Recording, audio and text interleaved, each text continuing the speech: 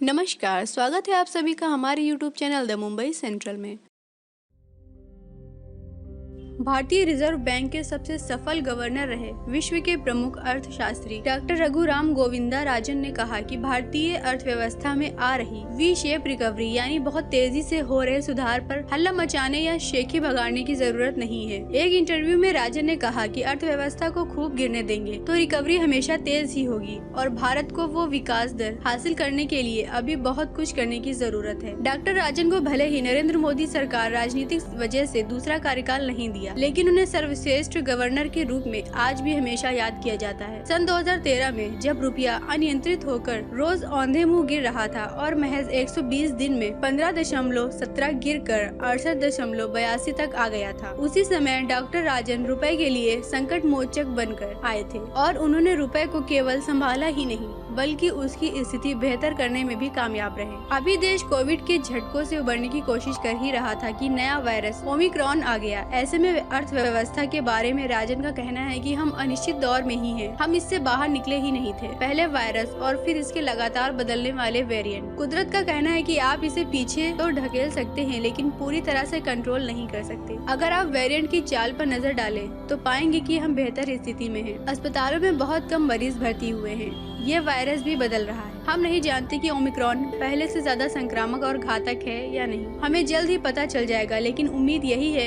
कि देर सवेर ये वायरस भी पृष्ठभूमि में चला जाएगा जैसे दूसरी बीमारियां और वायरस चले गए। राजन ने कहा कि कोरोना संक्रमण का बुरा पक्ष ये है कि इसके कई जख्म गहरे हैं, जिनके निशान खासकर उन देशों में साफ देखे जा सकते हैं जो इकोनॉमी को पर्याप्त सपोर्ट नहीं दे पाए, लेकिन लैटिन अमेरिका और साउथ अफ्रीका के साथ भारत को भी जोड़ सकते हैं। इस लिहाज से दुनिया दो हिस्सों में बट रही है, एक वो देश जिन्होंने अच्छा प्रदर्शन किया और एक वो जो अच्छा नहीं कर पा रहे हैं। भारत के भीतर भी एक तरह का बंटवारा है। एक वो लोग हैं जो इस संकट से बुरी तरह प्रभावित हुए हैं और दूसरे वे जिन पर बहुत ज्यादा असर नहीं पड़ा, या वो लोग जिनके पास इससे निपटने के लिए पर्याप्त पैसा था। पूर्व गवर्नर ने कहा कि अगर इस धारणा पर चलें कि ये वेरिएंट उनसे घातक नहीं होंगे जितना पहला वायरस था, तो कह सकते हैं कि हम मुश्किलों से बाहर निकलने की ओर हैं। अभी हम इस वायरस से लड़ना और इकोनॉमी को संभालना सीख रहे हैं, लेकिन सप्लाई की तुलना में ज्यादा डिमांड के चलते महंगाई बढ़ रही है। ज्यादा ट्रांसपोर्टेशन लागत से चीजें भी महंगी हो रही हैं। लेबर क्रंच भी है जिससे महंगाई दर में इजाफा हो रहा है। ये दुनिया के किसी एक हिस्से तक सीमित नहीं है। महंगाई को काबू करने के लिए दुनिया भर के केंद्रीय बैंकों ने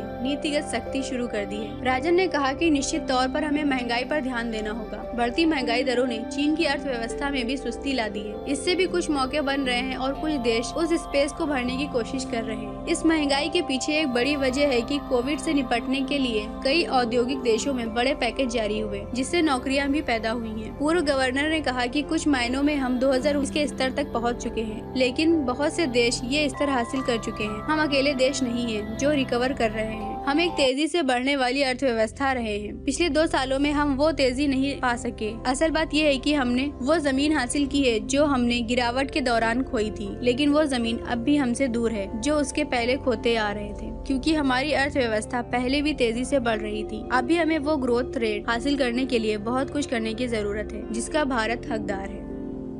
अगर अभी तक आपने हमारे चैनल को सब्सक्राइब नहीं करा है तो इसे तुरंत सब्सक्राइब करें और बेल आइकन को प्रेस करना ना भूलें।